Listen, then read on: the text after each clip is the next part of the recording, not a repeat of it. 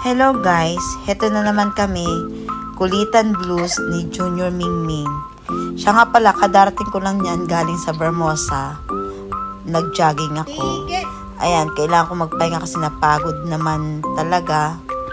Kaso, itong Junior ay wala talagang kapaguran. Kaya nga guys, talagang sinadya ko magsuot na ng sapin sa paa.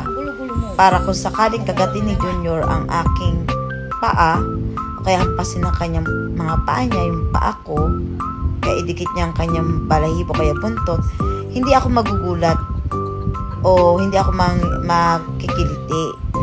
Kaso, ang dinadali ni Junior, yung walang sapin, yung sa may parting balat ko talaga, yun ang gusto niyang laruin.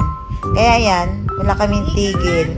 Ako, wala akong tigil na kakaakit ng paa ko, kakataas, kasi talaga inaabot niya talaga yung paa ko ba. Yan. Talagang ako, hindi ako nakapagpahinga dyan. Kasi, ang kulit-kulit talaga ni Junior talaga. Ayan, nakita nyo naman, di ba? Titigil lamang yan kapag ako ay umalis sa kinauupuan ko. Tingnan, pansin nyo. Di ba? Pag tumaya ako, titigil din siya. Pero, yan lang yan, pansamantala lang yan. Pag ako naman nakaupo, balik din naman yan.